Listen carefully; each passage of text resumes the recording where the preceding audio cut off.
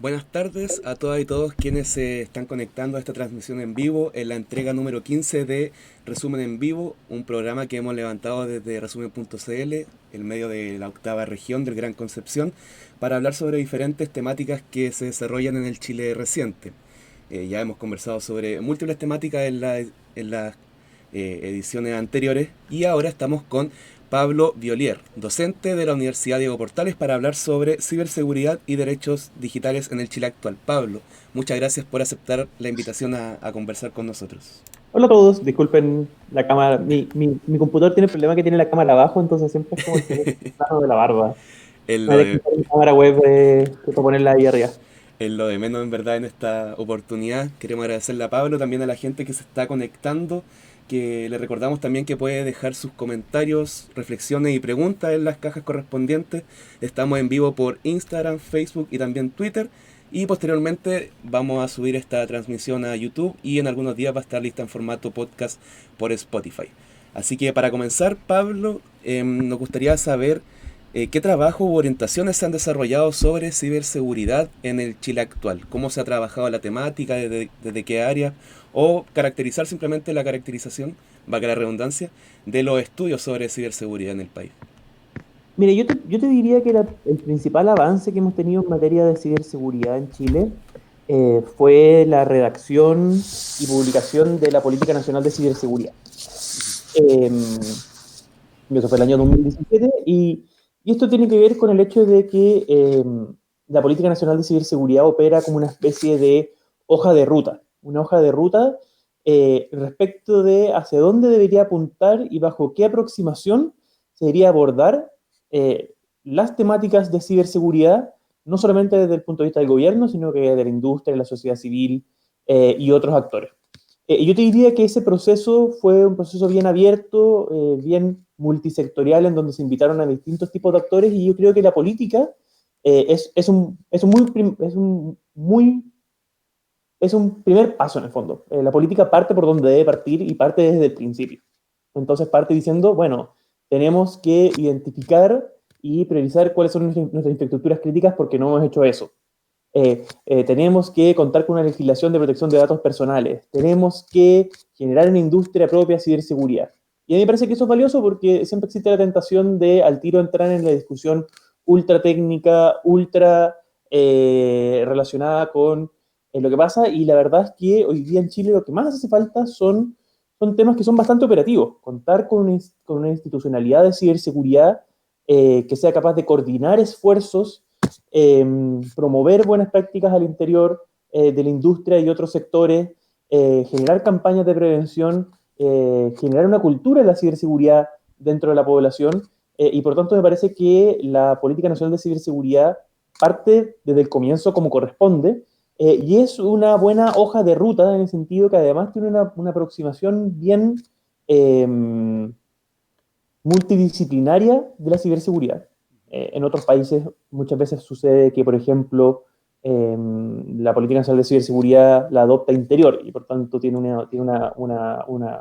un enfoque muy importante en ciberdelitos, o lo adopta defensa, entonces tiene una aproximación muy importante en materia de ciberdefensa, o lo adopta economía, entonces tiene un enfoque muy importante en modernización digital. Vale. En cambio, aquí se hizo un comité interministerial y te diría que el mayor valor de la Política Nacional de Ciberseguridad es que tiene una aproximación de la ciberseguridad desde una perspectiva de derechos fundamentales y además desde una perspectiva de evaluación de riesgo. Y yo creo que eso es bien valorable. Ahora, ¿qué tanto se ha implementado y se ha seguido la Política Nacional de Ciberseguridad? Eso ya es otra discusión que Claro. podemos tener. Estamos conversando con Pablo Violier, docente de la Universidad Diego Portales, aquí en Resumen en Vivo, en su edición número 15 sobre ciberseguridad y derechos digitales en el Chile actual. Pablo, para profundizar un poco más sobre lo que estamos conversando, ¿qué evaluación tú tienes o se considera como en los estudios sobre esta temática sobre el rol de las compañías que entregan servicios de Internet respecto al resguardo de los datos? Algo que ha tomado como mucho mayor impulso en términos de discusión o de percepción por parte de la población, ahora en el actual contexto de pandemia, en donde nos hemos volcado en un porcentaje importante al desarrollo en los medios digitales. Y ahí siempre es importante cuando uno tiene estas discusiones de ciberseguridad o políticas públicas digitales, entender que el ciberespacio opera en distintas capas. Entonces, está la capa física o la capa de infraestructura, en donde están los cables, los servidores, etcétera, los fierros, por así decirlo. La capa de código de protocolos, en donde están los estándares HTTPS, HTML y por tanto el lenguaje técnico en que se comunica el hardware con el software, y la capa de contenido, que es la capa de interacción del usuario. Y los ISP, las compañías que proveen servicios de Internet, participan en la capa de infraestructura, la capa física, y cumplen un rol súper importante porque son la última milla, son lo que finalmente conectan al usuario final a la red. Y en ese sentido, los proveedores de servicio de Internet eh, tienen una categoría de guardianes o de porteros del Internet. En Internet se le llama gatekeepers, en teoría tienen el poder de conectar o desconectar a la gente, bloquear contenidos, priorizar un contenido por sobre el otro, y por tanto tienen mucho poder respecto de qué es lo que pueden hacer las personas y no pueden hacer las personas en Internet. Y en ese sentido hay dos grandes discusiones. Primero, eh, hasta qué punto los distintos países respetan un principio técnico fundante del Internet, que es la neutralidad de la red, que establece que los proveedores de servicios de Internet deben ser neutrales frente al contenido que pasa por sus redes, y por tanto no pueden bloquear cierto contenido o priorizar cierto contenido por sobre el otro, sino que solamente se tienen que ocupar de entregar o de proveer el servicio de telecomunicaciones y no meterse en qué es lo que viaja por sus redes. Y por otro lado, hasta qué punto las compañías de Internet protegen la privacidad y los datos personales de sus usuarios. Cuando yo trabajaba en derechos digitales, hasta hace 2 semanas, sacábamos un informe anual que me tocaba a mí redactarlo, que se llamaba ¿Quién defiende tus datos? Vale. Y en ese informe, nosotros, no me gustaría decir que es un ranking, sino que era una especie de guía visual para el usuario, en donde medíamos a las compañías de Internet bajo distintos parámetros. Que, por ejemplo, si tenían términos y condiciones que fuesen favorables para el usuario en materia de privacidad y protección de datos personales. Y publicaban informes de transparencia respecto de cuántas solicitudes de acceso a la información por parte de la autoridad recibían al año, cuántas rechazaban, cuántas aceptaban, bajo qué criterios, si se exigía un orden judicial o no. ¿Hasta qué punto las compañías han objetado o han recurrido ante tribunales para defender a los usuarios respecto de solicitudes de información de la autoridad? Hoy día se discute mucho esto de que la Subtel le exija a las compañías todos los números celulares de todos los usuarios para hacer una encuesta de satisfacción. O el reglamento de velocidad mínima de Internet, que recolecta un montón de información de carácter sensible. Y por último, si las compañías de Internet notifican a los usuarios cuando ellos han sido objeto de alguna medida intrusiva de investigación y el Ministerio Público no los ha notificado. Yo te diría que ese informe tuvo un impacto bien positivo, en el sentido en que el primer año nadie nos infló, pero después, como tuvo repercusión en prensa, entonces todos los años se le una nota de las empresas que más protejan. Realmente el informe logró su objetivo, porque el informe nunca fue el objetivo del informe humillar a las empresas y ver cuál era la peor, sino que la idea era justamente que las empresas empezaran a considerar como una variable competitiva no solamente el precio y no solamente la calidad del servicio, sino que las condiciones de privacidad. Y ahí las conclusiones fueron bien interesantes. Primero, los primeros años en donde se hicieron las industrias no habían hecho modificaciones, era muy evidente que aquellas empresas de servicios de Internet que eran filiales de organizaciones regionales o globales tenían estándares más altos de protección, probablemente porque tenían que responder a niveles de protección que se generan a nivel global, que están establecidos en Europa, pero que la empresa implementa a nivel global. Y luego, cuando las empresas empezaron a decir, bueno, esta es una oportunidad que tengo para diferenciarme de la competencia, fue muy evidente que las empresas que participan de los sectores más competitivos del mercado fueron las que más se esforzaron en diferenciarse de la competencia a partir de este criterio privacidad o protección de datos personales. Y en ese sentido, por ejemplo, Claro y WOM, que participan mayormente del segmento móvil prepago, que es el Ujú. segmento más competitivo, fueron los que hicieron más esfuerzos para mejorar sus términos de política y condiciones y las cambiaron y empezaron a publicar informes de transparencia, mientras otras empresas más tradicionales eh, cuya base de clientes está más basada en clientes históricos, por ejemplo, de teléfonos fijos, o que te de Manquehue, que tiene una especie de monopolio en ciertos sectores de altos ingresos de la capital.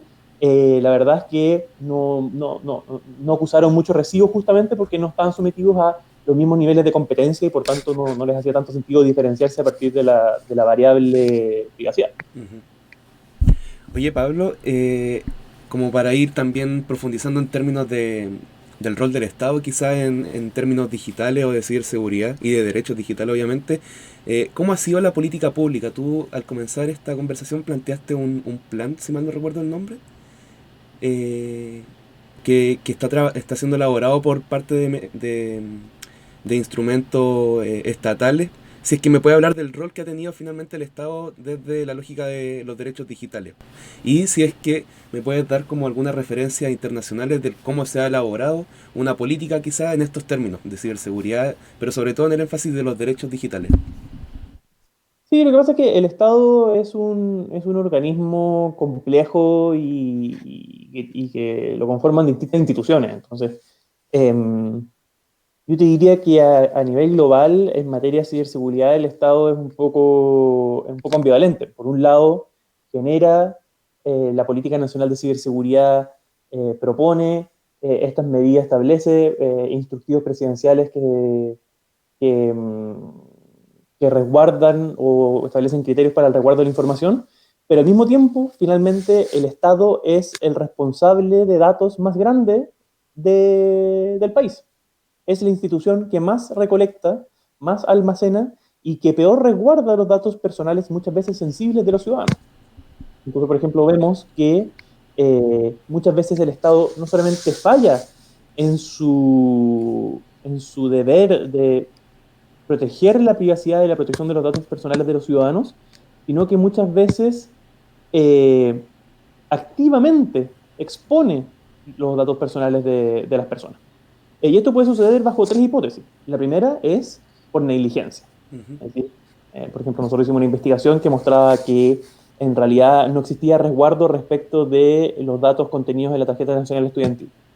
Y por Ah, tanto, era cosa de hacer un script, hacer una pequeña instrucción para dejarla funcionando fin de semana y recolectar toda la base de datos de información de la tarjeta nacional estudiantil de todos los estudiantes de Chile.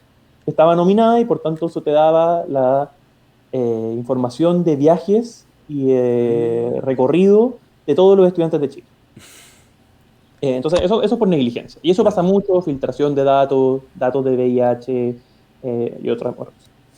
Otras veces existe una eh, errónea o equivocada ponderación entre transparencia y privacidad. Un buen ejemplo de eso es la regulación del padrón electoral. Ujú. Hoy día el nombre, ruta y dirección de todos los chilenos es público, porque el CERVEL todos los años tiene la obligación legal de publicar el padrón electoral 60 días antes de la elección. Y por tanto, cualquier base de datos que quiera hacer cruzamiento de información, listas negras, bases de datos en el mercado negro, siempre puede partir de la base del nombre, ruta y dirección de todos los chilenos. Lo cual es una locura, porque si tú hablas con un estadounidense y le dices, oye, dame tu número de seguridad social, el tipo te va a decir, estás loco, es un número reservado. Entonces, la idea de que la dirección y el número de identificación sea público es muy complejo y habilita la existencia de un ecosistema de tratamiento ilegítimo de datos personales. Vale. Entonces, por ejemplo, esta empresa Instagis, que vendía servicios de inteligencia de mercado y prometía perfilar a los votantes para enviar publicidad dirigida, Ujú. de Cambridge Analytica chileno, eh, se supone que lo hacía cruzando los datos del padrón electoral, es decir, nombre, root y la dirección de la persona, con sus datos de las redes sociales, de sus redes sociales.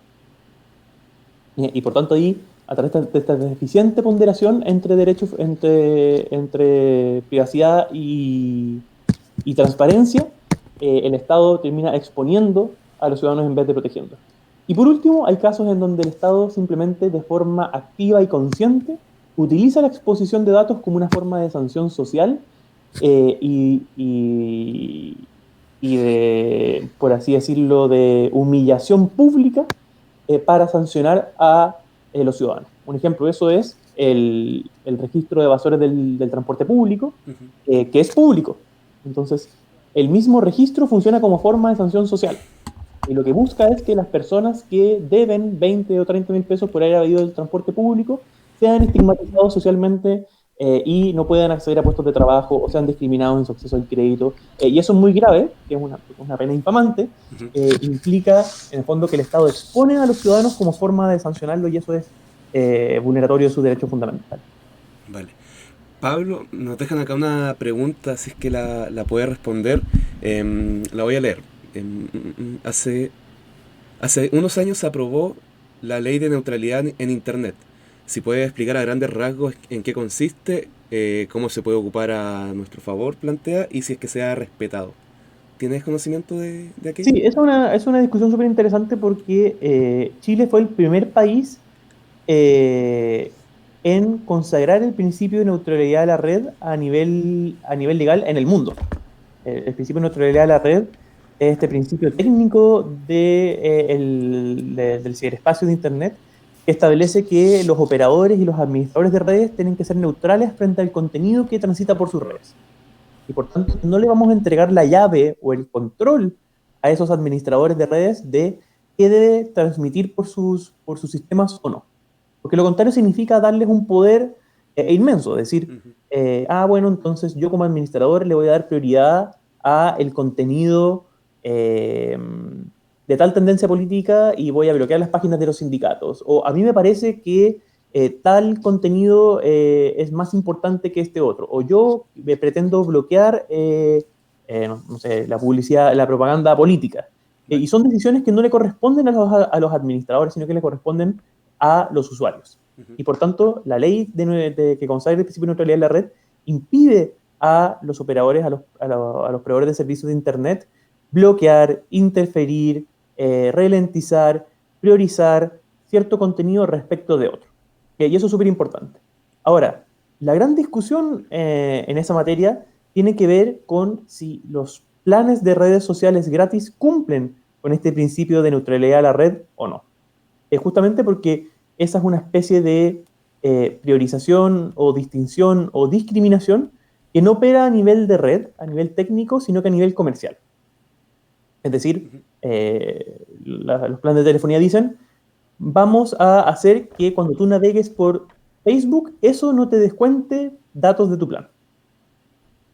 Y eso finalmente uno también puede argumentar que tiene una bajada a nivel de red y por tanto sí vulnera el principio de neutralidad de la red a ese nivel, pero al mismo tiempo genera el mismo efecto que el principio de neutralidad de la red busca impedir, que es que los operadores sean capaces de decidir ganadores a priori. Es decir, son los operadores los que deciden cuáles servicios son gratis y cuáles servicios no son gratis, lo que influye en la forma en que los usuarios disfrutan y utilizan Internet. Y esto se presta para comportamiento estratégico, particularmente en los sectores vulnerables. Entonces, si tú eres una persona de bajos ingresos, bueno, tiene mucho sentido que tú te compres un celular de gama media, le compres un prepago de 5.000 pesos y después nunca uses Internet y solamente uses Facebook y WhatsApp Claro. gratis. Pero Facebook y WhatsApp no es acceso a Internet.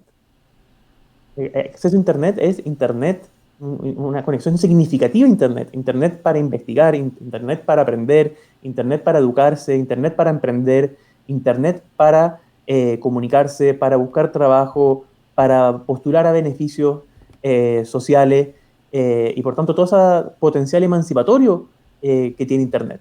Y esta versión cerrada y corporativa de Internet no es Internet. Entonces se dice que un poco de Internet es mejor que nada de Internet.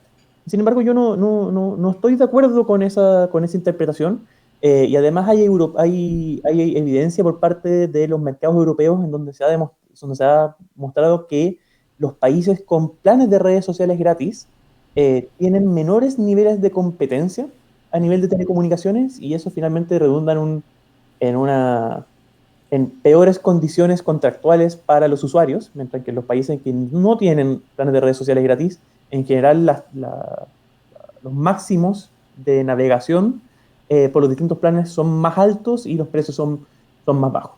Ujú. Entonces, en Chile, en estricto rigor, consagramos el principio de neutralidad de red, pero uno camina por la calle y uno ve planes de redes sociales gratis por todas partes. Es súper importante esa diferencia que planteas porque son cosas que una persona que no se maneja, en mi caso por lo menos yo no me manejo tanto en esa área, da como por obvio o sabido. Por eso es súper importante ese acceso, por ejemplo, a Internet que tú planteas con ese énfasis. Muchas veces nos quedamos con esto del acceso a redes sociales ilimitadas, pero no se perspectiva más allá. Eso es súper importante el planteamiento que tú planteas, Pablo. Em, para ir avanzando en términos de seguridad digital, eh, netamente en contexto, por ejemplo, de movilización o protesta, en octubre, o sea, a mediados, hasta la actualidad de octubre de 2019, eh, harto se estaba discutiendo o se empezó a visibilizar más el término de seguridad digital. Si es que me puedes explicar o nos puedes explicar a la gente que nos está viendo y nos va a escuchar más adelante qué significa ese término y qué recomendaciones se pueden dar para trabajar la seguridad digital desde el punto de vista de las manifestaciones. Bueno, seguridad digital es seguridad digital, pues, es estar seguro en los entornos digitales. En el fondo es establecer las medidas necesarias para minimizar los riesgos de utilizar ciertas tecnologías en ciertos contextos. Ujú. Y es importante tener en consideración que no existen los sistemas informáticos perfectos. Cualquier persona que te diga que su sistema es inhackeable, o no sabe de lo que está hablando o está mintiendo. Incluso si tu sistema no está conectado a Internet, igual el reactor nuclear de Irán lo hackearon. Ah, ya. Entonces, uno no puede lograr la seguridad total. Ujú. Lo que uno puede hacer y la ciberseguridad consiste en una condición de mínimo riesgo, de minimizar y hacer lo menos probable la ocurrencia de un incidente informático o de un ataque. Y en ese sentido hay ciertas medidas que operan a nivel de gobiernos, grandes empresas, pero también a nivel de usuario. Yo, durante la movilización de octubre, publiqué una especie de guía de seguridad digital con 10 consejos básicos, y yo te diría que con esos 10 consejos básicos uno queda cubierto del 99% de los ataques que un usuario común y corriente puede llegar a recibir. Ahora, si la CIA te quiere hackear, la CIA te va a hackear. Eh, pero la mayoría de los ataques informáticos que reciben los usuarios comunes y corrientes en realidad son de muy baja sofisticación. Es decir, por ejemplo, la principal es el phishing. El phishing es cuando te mandan un correo electrónico haciéndose pasar por una institución distinta, diciendo, oiga, soy el Banco Estado, le acabo de bloquear su cuenta, por favor ingrese acá para recuperarla. Ay. Te muestran una página que es igual a la del Banco Estado y te ponen una casilla para que pongas tu root y tu clave. Y eso, en vez de ir al Banco Estado, va a un Excel de los atacantes que finalmente logran a través del engaño que tú mismo entregues tus credenciales. ¿Cuál es la mejor manera de prevenir ese tipo de ataques? Primero, generar la capacidad de identificar cuando uno está ante un enlace malicioso. Y por tanto, siempre tener cuidado de nunca hacer el clic en enlaces que son sospechosos. Ujú. Pero por otro lado, implementar algo que se llama la verificación de dos pasos.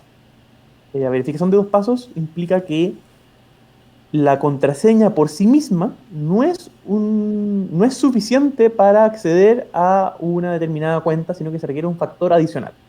Y esto nosotros lo conocemos, por ejemplo, cuando hacemos transacciones electrónicas.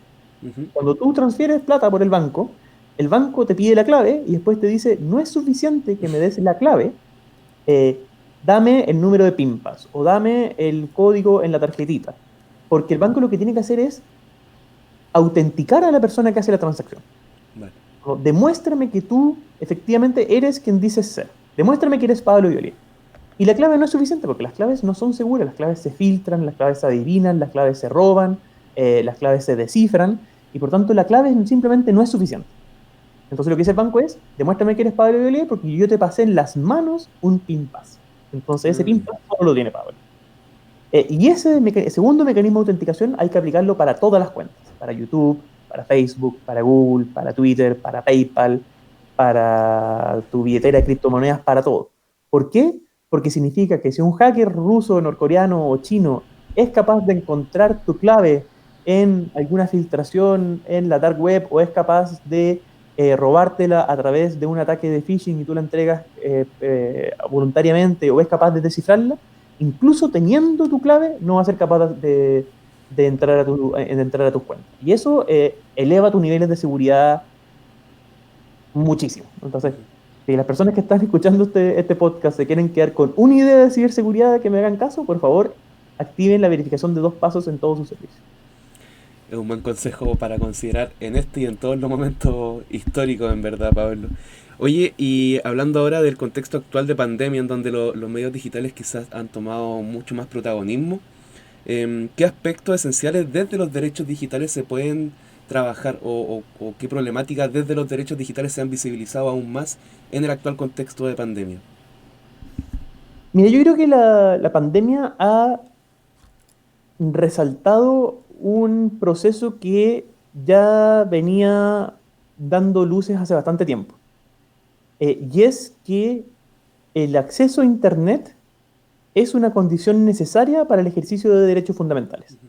Y por tanto, la existencia de una brecha digital, es decir, la idea de que hay ciertas personas que pueden acceder a Internet y ciertas personas que no pueden acceder a Internet, se vuelve cada vez más insostenible en un Estado democrático y un Estado social de derecho.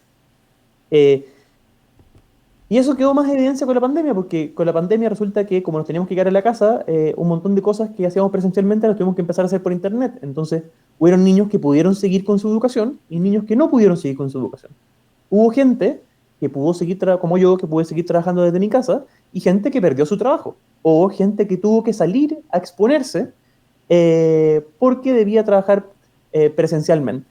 Y por tanto, queda en evidencia que el acceso a Internet es un derecho humano y que la existencia de esta brecha digital, que ciertas personas tengan acceso a Internet y otras personas no tengan acceso a Internet o tengan acceso a Internet en términos formales, como hablábamos antes, tengo solo redes sociales gratis, Claro. Es el equivalente a cuando cuando en Chile habían personas que iban a la educación secundaria y media y personas que no iban. Y por tanto, esa brecha digital, esa disparidad en el acceso a una conexión significativa en Internet, es algo que efectivamente es necesario enfrentar, y yo creo que el proceso constituyente es una muy buena oportunidad para que discutamos ese desafío.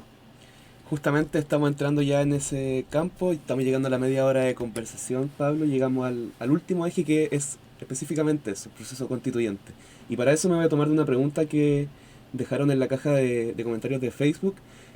Consultan, ¿qué piensa acerca de incorporar los derechos digitales como un elemento a garantizar políticamente en la Constitución? Lo que pasa es que en estricto rigor no existen los derechos digitales. Existen los derechos humanos o los derechos fundamentales, y esos derechos fundamentales operan tanto en entornos digitales como en nuestras interacciones del día a día o en el mundo, entre comillas, real.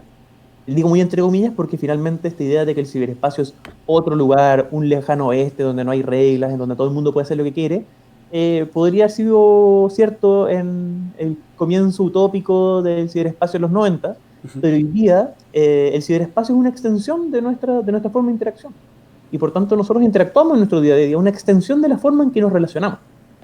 Y por tanto, algo que se discutía hasta hace algunos años, hoy día es evidente que yo gozo del mismo nivel de libertad de expresión, de privacidad, de capacidad de emprender, de expresarme, de organizarme, de ejercer mi derecho a petición en los entornos digitales como en el día a día. Y por tanto, sí creo que hay ciertos elementos que tienen algún tipo de carácter digital que podrían ser abordados en la Constitución. Entonces, por ejemplo, consagrar el principio de neutralidad de la red a nivel constitucional es una discusión que vale la pena tener. Consagrar el derecho a acceso a Internet como un derecho humano, como un derecho fundamental, también es una discusión que vale la pena tener. Y establecer ciertas particularidades del ejercicio en particular de la libertad de expresión la privacidad y la propiedad intelectual relativa a ciertas particularidades del ciberespacio a nivel constitucional también me parecería que sería una discusión bien interesante. Ujú. Pablo, y por ejemplo sobre el modo de proceder que ha tenido la política institucional a través del voto, igual el proceso constituyente y la actual pandemia ha obligado a llevar a cabo, no profundamente, sino que de forma muy general, la discusión respecto a un posible voto electrónico. ¿Es viable en Chile realizar esa opción? Quizás no ahora, porque estamos muy encima, obvio, pero igual quizás qué riesgo representa tomar esa decisión, o experiencias internacionales también que den cuenta de aquello. O sea, de ser viable, es viable en el mismo sentido en que tú puedes hacer un ascensor con una caja de madera y una soga. De que se puede hacer, se puede hacer. La pregunta es si es una buena idea. Ujú. Yo creo que en el voto electrónico uno puede tener una discusión súper sofisticada y súper técnica en materia de informática, de cifrado, de mecanismos de seguridad y un montón de cosas bien, bien sofisticadas. Y el voto electrónico pierde en esa discusión. El voto electrónico no es seguro. No es seguro porque implica complejizar un sistema que debe ser lo más sencillo posible. Y además implica eh, concentrar en un grupo reducido de expertos la realización de un proceso que tiene que ser eh, organizado, producido y fiscalizado por la mayor cantidad de personas posible. Pero al mismo tiempo, votar a distancia implica la renuncia de ciertos valores que ya no tienen que ver con temas técnicos, sino que tienen que ver con temas democráticos, de valores democráticos. Y por tanto, si yo voto a distancia desde mi casa, ¿cómo aseguro yo que la persona efectivamente está votando eh, de forma secreta? ¿Cómo garantizo yo que no está votando frente a alguien que lo está coaccionando? Y al revés, porque siempre pensamos en el secreto del voto como el derecho a que no te presionen, Ujú. pero el secreto del voto también está pensado para que la persona no pueda producir prueba de cómo votó y por tanto no pueda vender su voto aunque quiera venderlo. Ay, Hoy día comprar votos es muy mal negocio porque tú vas y le dices, mírate, yo te regalo un completo si tú votas por Michelle Bachelet. Bueno, yo voy a la cabina, voto por Sebastián Piñera y le digo, dame mi completo, yo voté por Michelle Bachelet.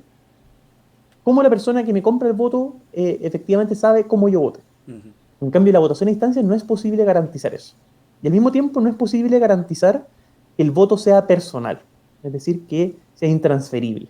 Y en la votación a distancia siempre vamos a depender de algún sistema de credenciales, sea el número serie del carnet, la clave única, y esas credenciales por definición siempre van a poder ser transferidas. Entonces, la posibilidad de que una persona pueda decir, incluso en términos súper coloquiales, oye, estoy ocupado, ¿por qué no toma mi clave y vota por mí?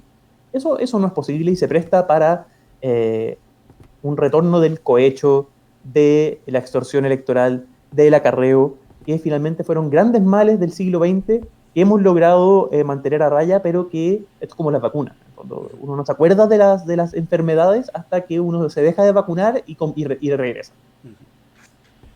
Estamos llegando ya al terminar, o sea, estamos llegando ya al término, disculpen, de esta conversación que hemos tenido con Pablo Violet sobre ciberseguridad y derechos digitales en el Chile actual. Pablo, si es que quieres dejar algún mensaje al cierre, algo para la gente que está viendo esto y lo va a escuchar en algunos días en Spotify. Un mensaje de cierre. Ujú. Eh, Métanse a mi página y busquen el artículo de las 10 recomendaciones de ciberseguridad y traten de implementarlas. Yo creo que si hacen eso van a quedar resguardados del 98-99% de los vectores de riesgo que pueden afectar a un usuario y con eso van a estar adelantados en un 400% incluso de muchas organizaciones y muchas empresas. Así que son cosas que son fáciles de implementar en particular en contextos de protesta, me parece que es importante que uno se cuide a sí mismo, pero al mismo tiempo también tener en consideración que al momento de uno cuidarse a sí mismo, también está cuidando a quien está al lado. Así que con ese mensaje los dejo. Perfecto, Pablo. Estuvimos conversando con Pablo Violet sobre ciberseguridad y derechos digitales en el Chile actual. Agradecemos a la gente que se conectó a esta conversación, como también a la gente que va a escuchar esto en formato podcast. Muchas gracias, Pablo, y gracias a la gente. Nos estamos viendo próximamente en otra edición de Resumen en Vivo. Vale, gracias, chao. Vale, chao.